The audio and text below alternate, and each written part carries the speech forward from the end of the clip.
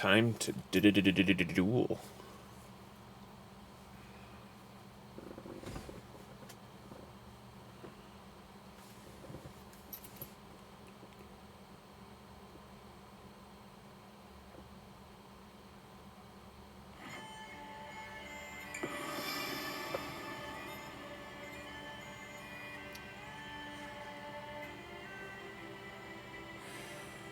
So, ladies and gentlemen, this is a special episode of Zentu's Master Duels. In that,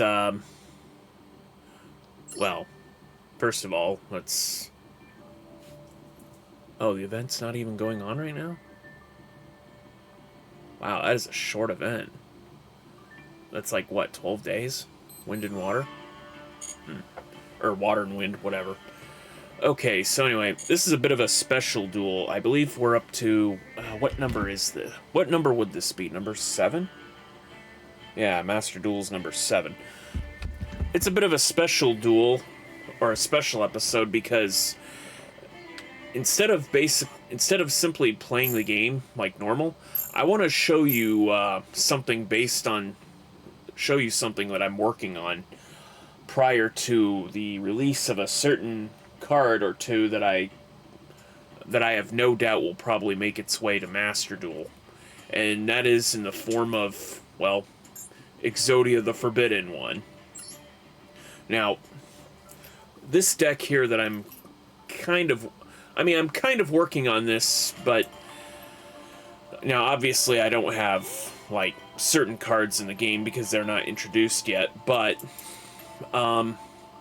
so, Infinite Forbidden, in the real world, had released, and suffice to say, I'm kind of excited to receive those at some point, but as it is right now, I mean, they're not in the game, so right now I'm just kind of trying to preemptively make a viable deck so far.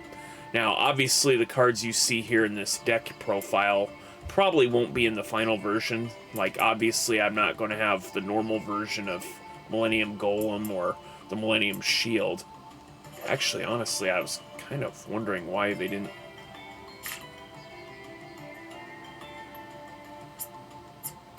Huh.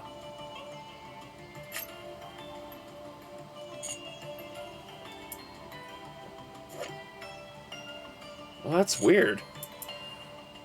Because here's the thing, like, in the, Oh, okay, so maybe it's just Sengenjin. It's always treated as a Millennium card. I wonder if the normal monsters would probably get that. Huh.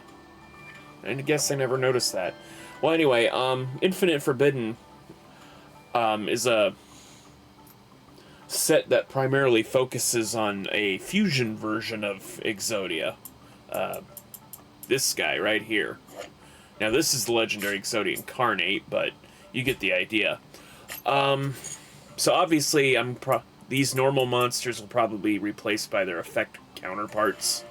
But as far as some of these other cards go, I can't decide if I want to, like, keep it, like... Because here's the thing, like, when the new cards come out, you know, I mean, some of these cards which will become effect monsters are going to be searchers for some of the other cards, so I can't decide if I want to have a bit of a chunkier deck as opposed to like a 40-card one. Because obviously, you know, I mean, when it comes to like cards like this one, Obliterate, I mean, you can only use one Obliterate effect per turn, and only once that turn, so... let's see if this card's not... You can target one Forbidden One monster. Your graveyard, add to your hand. Okay, so, ideally, I mean...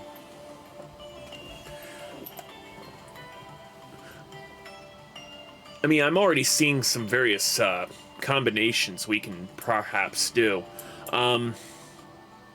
As great as the unstoppable Exodia Incarnate is, it's not without its flaws, right?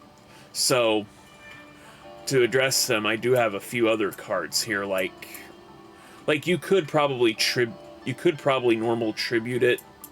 Unfortunately, you can't tribute Exodia, the Unstoppable Incarnate, for you know, the legendary Incarnate, because this monster here requires you to tribute a Forbidden One monster.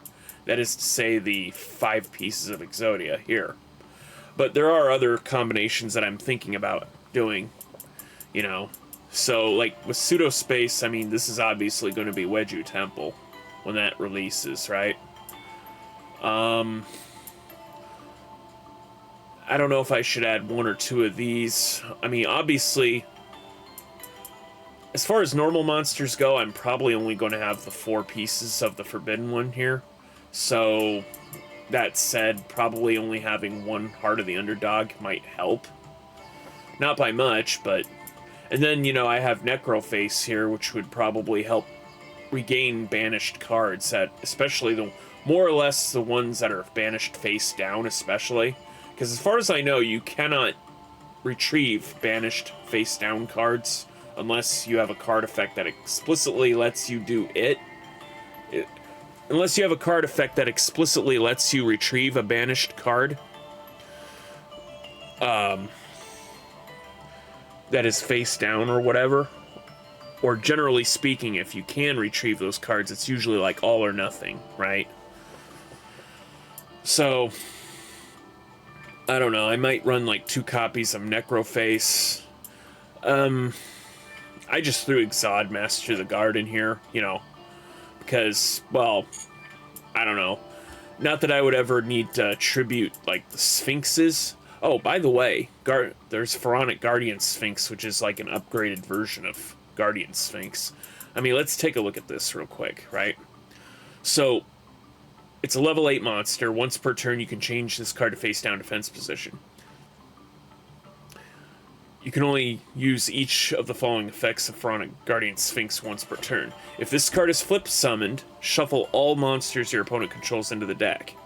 If this card in its owner's control is destroyed by an opponent's card, you can special summon 1 level 5 rock monster from your hand or deck in face down defense position. So basically, Pharaonic Guardian, you know, look at that. Pharaonic Guardian's effect basically lets you go for the original Guardian Sphinx, right? Because it's level 5 rock. You can change this card to face down defense position. Return all monsters your opponent controls to the hand. Oh, okay, so Pharaonic Guardian is the deck, and this one is just the hand. Okay, that makes sense. Plus, it's a Sphinx card, so, you know. Plus, they're both Sphinx cards, so you can use Exod Master of the Guard. Why you would ever... Each time an Earth monster is flip summoned while this card remains... I mean, I guess I can kind of see a bit of a utility with this, but I'm not entirely sure. I probably won't even have Exod. I probably won't even have the Sphinx cards, honestly. You know? I mean, this is one of those things where you have to wait until the cards actually arrive to be able to, you know, test this out. But in terms of effect monsters, oh, you know what? I don't have Sangan or Witch of the Black Forest in here. I probably should include those, right?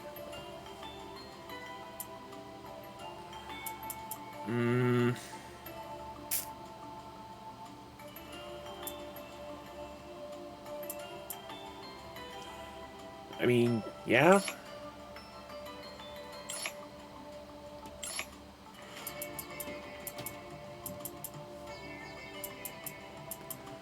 Alright,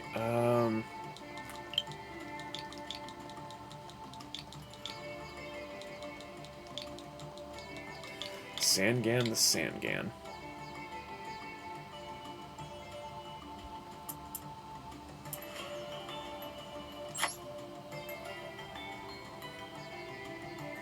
Really? I can have multiple copies of this guy? One monster, 1500 or less attack from your deck.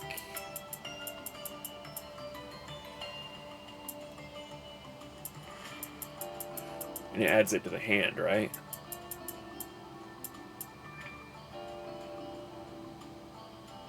You know, now that I'm reading this, this probably does have better utility than the emissaries then.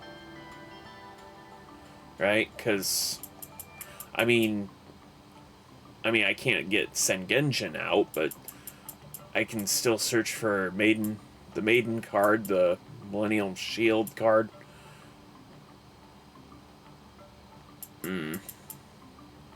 Well, hold on.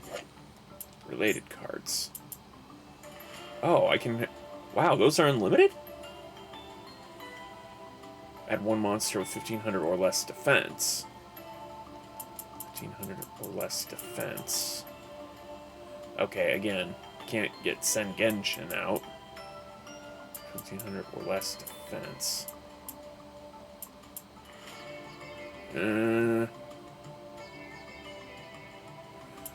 1500 or less attack, 1500 or less defense.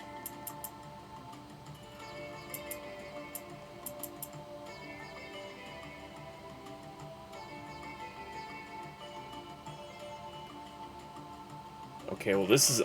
okay, well Legendary Exodia Incarnate has undeterminate attacks, so I don't think it's technically searchable.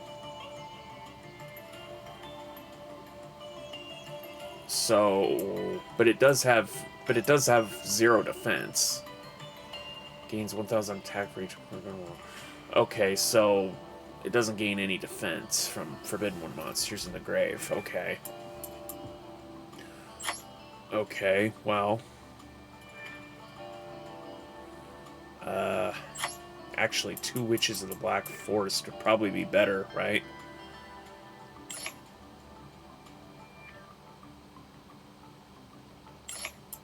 I mean, honestly... Yeah, honestly, Emissary of the Afterlife, I could probably do it without. And plus, these are still dark monsters, so I could, you know, link these up.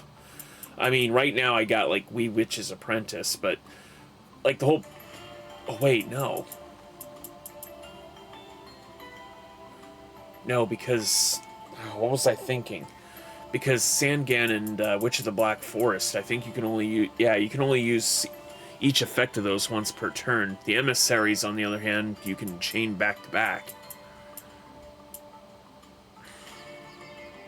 Well, I don't know. I mean, even then, the odds of linking 2 of these together... Well, actually, I can link one, or... I can link them as a pair. For Azaroon or later. Okay, so anyway. So yeah, I mean, I guess you get to see me edit the deck a little bit. I mean, if I'm going to be running slash draw, right, to basically shuffle around what's available in the deck versus not, I mean, I guess I can keep it that way. I mean, that being the case, I can keep Exodia Necros, right? And then there's this guy here, Exodius, the Ultimate Forbidden Lord. Oh, by the way, one of the important... Oh, by the way, for those of you watching, you know, to prevent, you know, Grand Moss seals, or Grimassels, or I don't know how you pronounce it, I have this right here, the Mask of Restrict. Neither player can tribute cards. And when it comes to kaijus, you have to tribute a card. So, yeah. So, Mask of Restrict can help protect your Exodia Incarnate or your Exodia Incarnates, be they legendary or unstoppable, or both.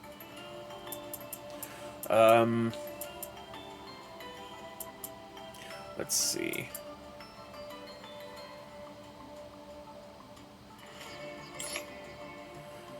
Okay. Question is, would it be worth it to have 2 Obliterates? Oh, by the way, I got a trap card called Double Hooking in this deck. Here's how this works, right? You discard 1 card. Then you target up to 2 monsters in your graveyard. Special summon them. When any of those monsters leaves the field, destroy this card. When this card leaves the field, destroy those monsters. You can only activate one double hooking per turn. So, basically, I have this in the deck. You know, the idea is that to use double hooking for, like, you know, like the Witch of the Black Forest or Sangan, to basically bring them back, link them back up, because once they become a new monster, you know, those monsters are already off the field, right? And so is double hooking. So, comes in clutch, I guess. I probably won't have Metal Reflex. Well, I don't know. I might keep Metal Reflex Slime in here.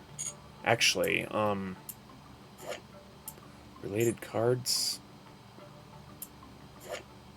Related cards. Oh, shoot. Cancel. Alright, God.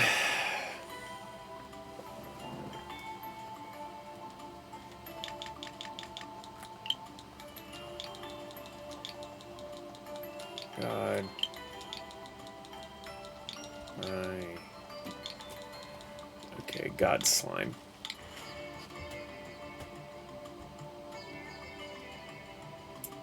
Honestly, you know, it might do me well to have at least one Egyptian God Slime. You know, I mean, just saying, you know. I mean,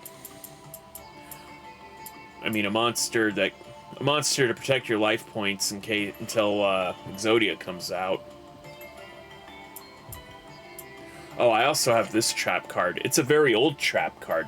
They call it Appropriate. How does it work? Well, whenever your opponent draws a card outside of either draw phase, you can activate this card, and then anytime after this card's activation, you know, if your opponent would draw outside their draw phase, you get to draw 2 cards.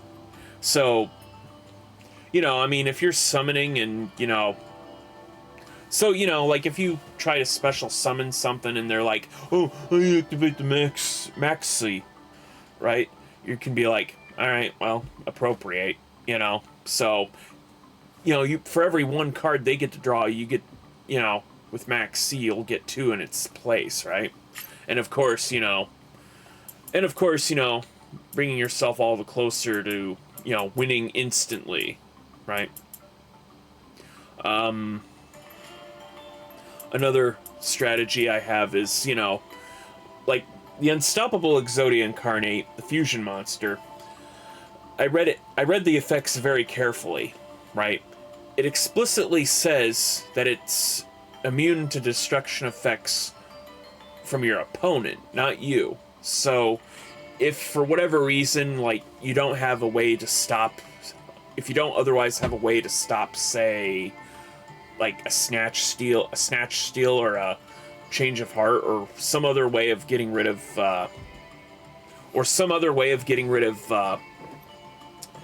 you know, your Unstoppable Incarnate, you could actually, you know, nebulously, and if you just want to gobsmack your opponent, you know, you could literally use the Destruct Potion on your Exodia, right?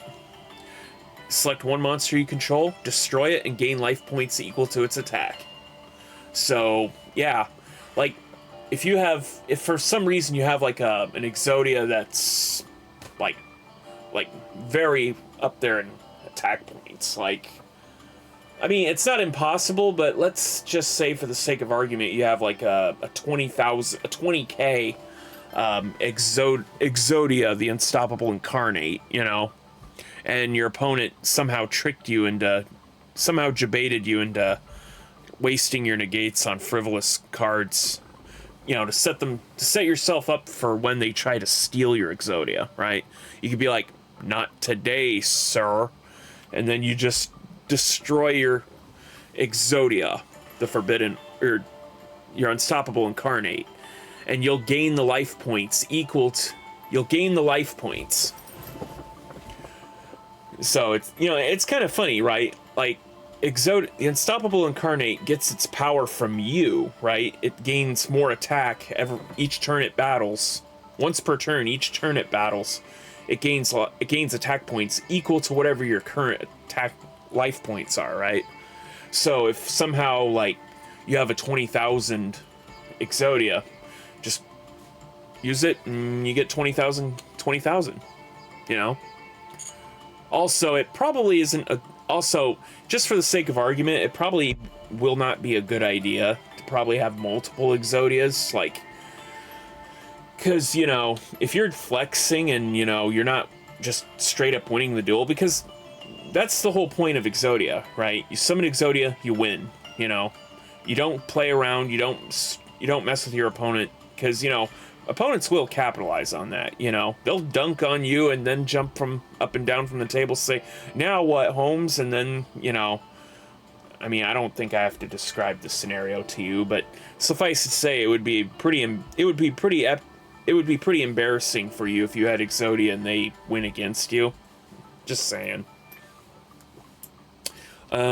Obviously, I might have 2 or 3 Millennial Onks. I mean, obviously, they're not shown here. I do have a left arm offering that I thought about, which operates like this, right?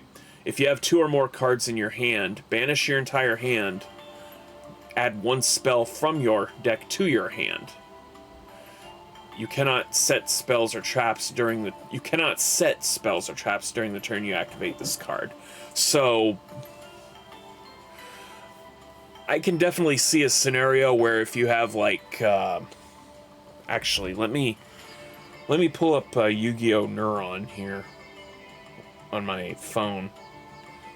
I really need to... Yeah, I've been reading the effects really carefully here. Let's see, card search. I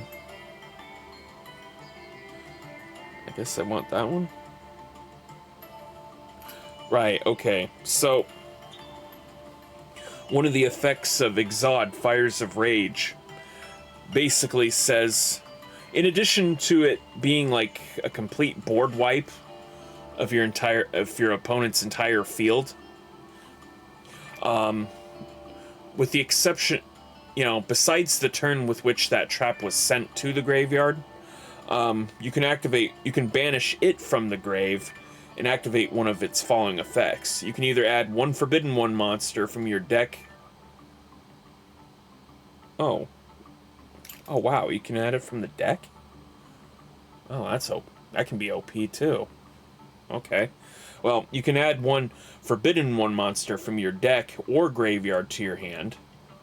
Or, option 2, you can shuffle up to 5 Forbidden One monsters from your graveyard and or banishment back into the deck. So, like, if for whatever reason, like, you have, like, a couple of, you know, Exodia parts in your hand, along with left arm offering, but no Ankh.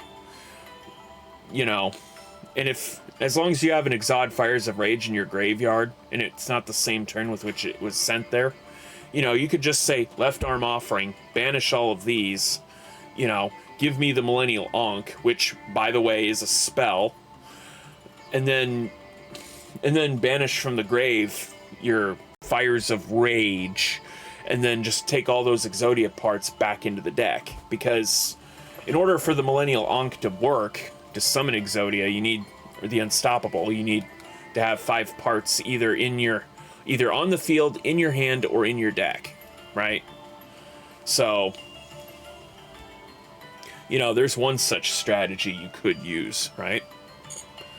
Let's see. I do have a little bit of a trick here, right? So I have Dice Jar, which I don't think it needs any introduction, but if you flip this, both players roll 6-sided dice, and basically whoever roll is higher gets to inflict 500 points of damage times its result to the loser. However, if the winner rolled a 6, the loser will take 6,000 points of damage, and if the rolls are the same, both roll again. Now, this is good, but I think we can all agree that the idea of possibly losing 6k life points is pretty bad, especially if you're primarily trying to go for Exodia. or maybe you're low, or maybe your opponent's low in life points, and you know you just want to burn them out, I guess. If you combine Dice Jar here with this Soul Trap card, Rainbow Life. See, Rainbow Life works like this. You discard a card, right? And until the end of that specific turn, each time you would take damage, you gain the amount in life points instead. So, I remember specifically a long time ago, I think it was like, oh, I think it was in the days of Yu-Gi-Oh! Online, Konami's first online Yu-Gi-Oh! Game. Yeah, that's right. Master Duel wasn't the first time they did this, right? Anyway, in the days sometime before they, I think during its second iteration, I think they called it Duel Evolution, you know, where they tried to incorporate, you know, characters from, you know, the Duel monsters and the GX eras. Anyway, I remember around that time, Gore's Emissary of Darkness was kind of viable. But anyway, I had a Rainbow Life and Dice Jar combo going, right? So I flip Dice Jar, I activate Rainbow Life. So I was able to inflict, with Dice Jar, I was able to inflict 6,000 points of damage to the opponent. Meanwhile, my opponent, you know, had Gore's in his hand, right?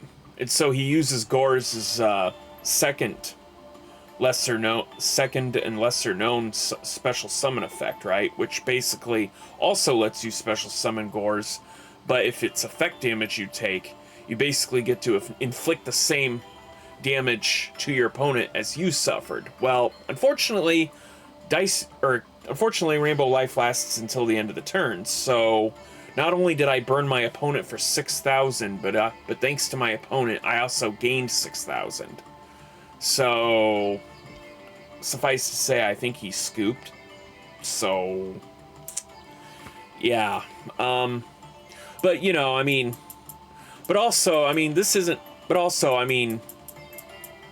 Rainbow Life, Thunder of Ruler, you know, or Hand Traps, or even Karibos. I mean, you gotta remember, people are going, once Exodia comes out, well, I mean, the Unstoppable Incarnate comes out, you got to remember, other people are going to be playing that deck too, right? So, and, you know, they may have their own strategies involved. So, you know, there is that. Then I got, you know, some generic board wipers, like Raigeki, Harpy's Feather Duster.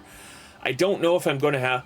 Honestly, I don't know if I'm going to have Lightning Storm, if I'm already going to have, you know, the Fires of Rage. So, like I said, some of these things I'm going to have to take out. I mean, as it stands, I mean, I don't even know what cards are, you know, Master Duel is going to limit or semi-limit, you know, in terms of the Exodia cards. I mean, we look at cards like, you know, Exod Fires of Rage, and we're like, heck yeah, you know, but on the other hand, I mean, I guess it really depends on how Konami views it, right? I mean, on one hand, yeah, it's a complete and utter board wipe, right? But you know, I mean, it hinges upon the need to have a level 10 or higher Exodia monster, right? Of which, you know, besides the Unstoppable Incarnate, there's also only the legendary Exodia Incarnate, right? I mean, I guess unless there's some way to increase the level of, say, of maybe your Head of the Forbidden One, which, by the way, I recently obtained in Royal Finish here. You know, sometimes I can't help but wonder if he's smiling or grimacing. I don't know. Sometimes he smiles, sometimes he grimaces. I don't know. Anyway. So yeah, Slash Draw, you know, Slash Draw will help mix things up, right? So, you basically activate Slash Draw, and then, you know, you dump a bunch of cards into from your top of your deck to your graveyard, right? And, you know, in the event that you don't draw another copy of Slash Draw, basically you can choose which cards to take back from your graveyard and put it back into your deck. So if you wanted to, you know, you could purposefully leave, like, your Exodia pieces and maybe your Fires of Rage or whatever, just to have some way, or some such, just to have some way of just, you know, getting it back into the deck, you know? Or leaving it in the deck, or leaving it in the graveyard if you want to go for Necros, you know? And of course, there's other cards in here too, like, well, like I said, if this deck is going to be pretty large on the large side, Grass Looks Greener would definitely help in dumping a bunch of cards, you know. I mean, Painful Choice. Actually, I'd probably, you know what? Yeah, maybe I'll.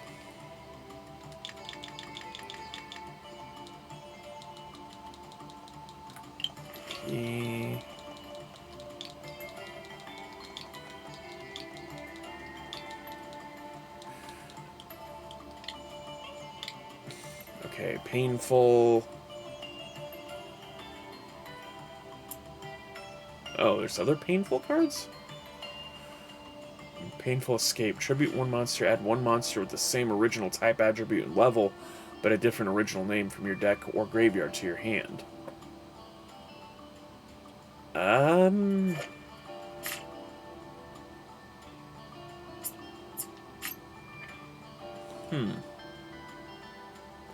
Tribute one monster.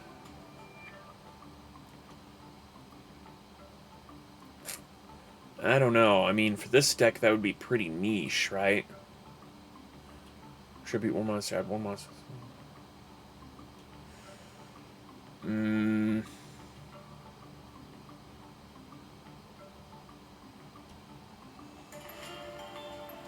Add one monster with the same original type, attribute, and level, but a different original name.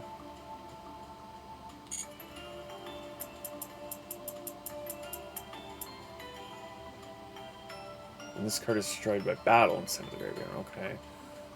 Type, attribute, and level.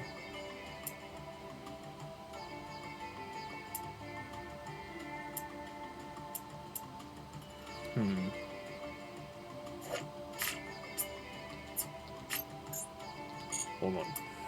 So does it get it from your deck or graveyard to your hand?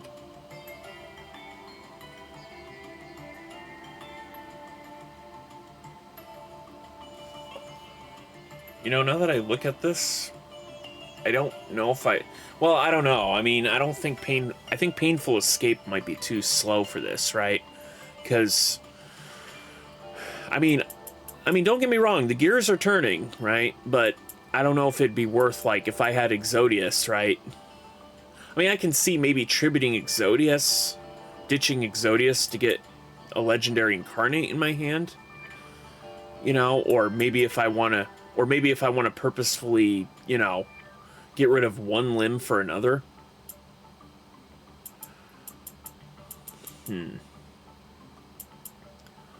I don't know. I might have to come back to that one. Let's see, Painful Return. Your opponent chooses one monster in your graveyard during the end phase. Add that monster to your hand.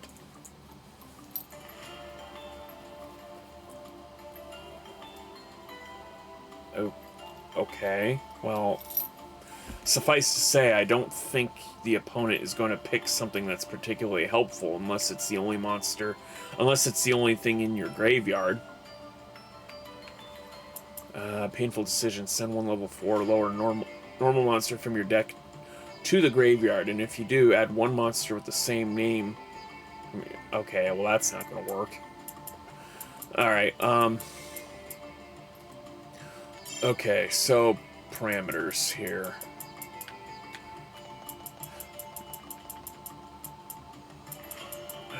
Forbidden.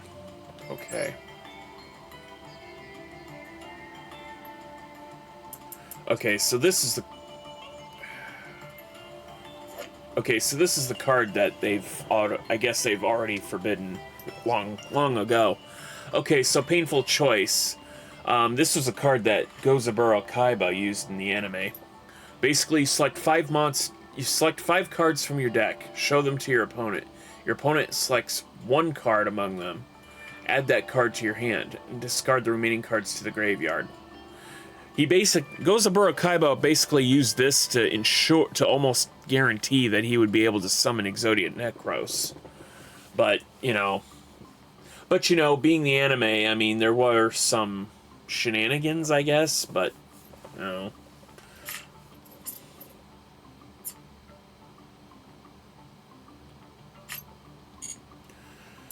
Huh. Okay. But still, I mean, Painful Escape, I mean, I don't know. I guess I could see myself using it, but I don't know. It might be a little bit too slow. Okay, so anyway, Mask of Restrict, prevent Exodia from being tributed by the opponent. Well, there's there's obviously, the tried and true Pot of Avarice, which you target 5 monsters in your graveyard, shuffle all 5 into the deck, and draw 2 cards. Easy, right? Plus, I mean, that's not limited at all, so I could probably add more than one of those if I wanted.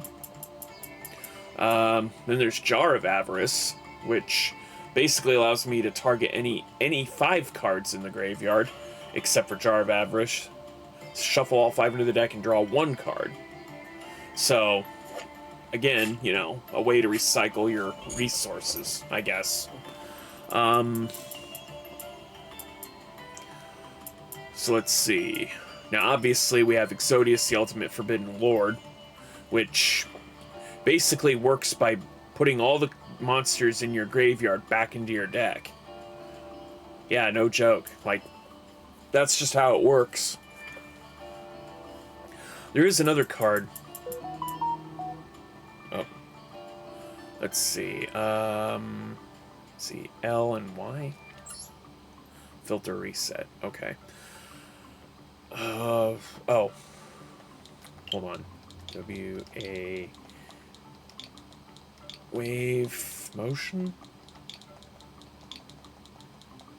T...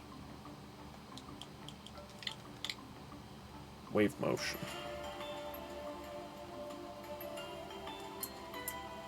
Oh, I don't already have this one? Oops. Well, here, let's fix that. Generate. Yes, I now own one. So diffusion wave motion, right? It's not treated as a fusion card. If your opponent controls a monster, pay 1,000 life points, then target one level 7 or higher spellcaster type monster you control. This turn, it must attack all monsters your opponent controls once each. Also, other monsters you control cannot attack. The effects of monsters destroyed by these attacks cannot activate and are negated. So, why do I bring this up? Well, see, the thing is, the Unstoppable Exodia Incarnate is a spellcaster type monster, and is level 7 or higher. Now I read the effect of Obliterate Blaze, another trap card, or excuse me, a spell card that should be coming out. Basically, it says 1 level 10 or higher monster on the field with Exodia in its original name gains these effects. Now, I would say that the Legendary Incarnate would qualify, but one of the Legendary Incarnate's effects states that it's unaffected by other cards' effects. So, really, the only monster I can use Obliterate Blaze for is, unfortunately, the Unstoppable Incarnate, right? Not the Legendary one. But anyway, Obliterate Blaze states that a level 10 or higher monster on the field with Exodia in its original name gains these effects. You can pay half your life points, destroy as many cards on the field, destroy as many cards in the spell and trap card zones as possible. Then equip 5 Forbidden One monsters from your hand or deck to this. Then equip 5 Forbidden One monsters from your hand or deck to this card as an equip spells. So I'm guessing it only works if you have 5 Forbidden Ones in your hand or deck. And you can't just, only have, 3. and each of those pieces will give it 2,000 attack. Also, you cannot activate other cards' effects for the rest of the turn. Now, so you can't activate other cards' effects for the rest of the turn. So that's not to say that you can't activate other cards, period. Unless I'm reading this incorrectly, right? It just means that once I activate Obliterate Blaze, I can't activate any more cards after that, right? Any more spell or trap cards. You can activate other cards' effects for the rest of the turn. Okay. So, basically, I think what I could do is if I have the Unstoppable Incarnate on the field, and, you know, the opponent has, like, a bunch of other monsters on the field, you know, because here's the thing, yes, 10,000 points of piercing damage. Oh, by the way, yeah, Obliterate Blaze gives the monster piercing battle damage. So 10k in piercing battle damage. Yes, it's devastating, but if the opponent has like an obscene number of life points, or has some way of negating the otherwise one battle, you know, I mean, you're going to want to attack multiple, and if your opponent has multiple monsters, I mean, the ability to attack multiple monsters would probably help in that situation. Because, I mean, think about it, you know, a 10k plus monster that can just go on a tear and has piercing battle damage. I mean, that's even more of a guarantee that's going to win you the duel. You know, just saying, you know. Plus, it would be like a flex. Not to mention the added bonus of negating a monster's effects that are destroyed by it. Pot of Prosperity, obviously, I mean, that's limited to 1 in this game, so... Banish of your choice.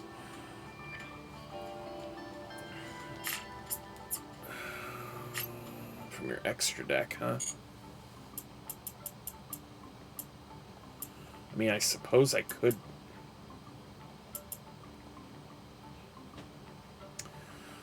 let's see, L and Y, filter reset. I suppose I could add some extra deck monsters.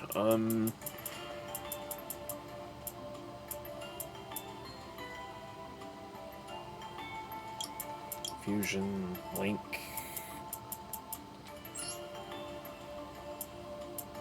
I mean, I don't know. Yeah, one of those.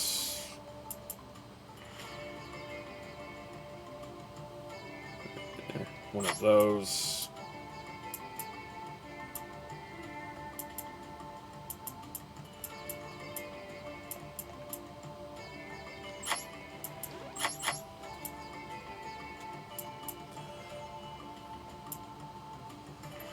I mean, I guess it doesn't really matter. I mean, I could probably... These are pretty much just fodder for, you know, this card here. And plus, this doesn't take up extra space in the main deck, so why not, right? Let's see. What else? Oh, that's right. So Diffusion Wave Motion can work on this monster, too. But the one problem with this monster is that, like, it's not immune to being destroyed, right? So why don't we fix that?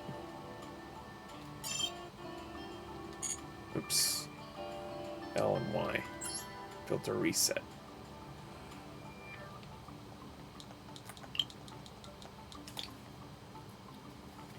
M-I...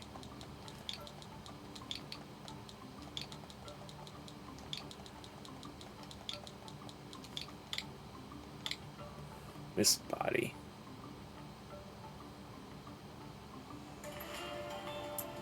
The equipped monster cannot be destroyed by battle. So we'll just fix that. So yeah, you know, just equip Exodius with Mist Body and, you know, just have him, just, you know, either just chill there in defense mode or, you know, when the time is right, just have him strike multiple opponents or whatever. Now, here's the thing. Exodius, he doesn't just get powers from just any he doesn't just get power from, like, the Exodia limbs, right? He basically gains 1,000 attack for each normal monster in your graveyard. So, you know, in another Exodia deck that I have, you know, pre-Unstoppable Incarnate, you know, I have a deck that has multiple normal monsters that, again, you know, if you go with the deck thinning strategy, you can summon Exodius first, right, to bring all the monsters back into the deck, and then you can purposefully thin out the deck, you know, in hopes of making him even all the more stronger, right? But again, you know, I mean, I don't even know if I'm going to have Exodius in the final build, but, you know, there is that, right? So, yeah, that's pretty much, well, I mean, I guess this isn't really a duel video, but yeah, so, so some pretty, interesting ideas here, for the up-and-coming deck. Now, obviously, like I said, I don't have the actual monsters in question. That's why I'm using their normal counterparts here, but as placeholders, but, you know. But yeah, there we go. So, you know, feel free to pause the video, look this over, make some recommendations, you know, tell me how good it is, how crap it is. I mean, it's your choice, you know. So, yeah. So yeah, please remember to like, comment, and subscribe, and I'll see you in another video. Later.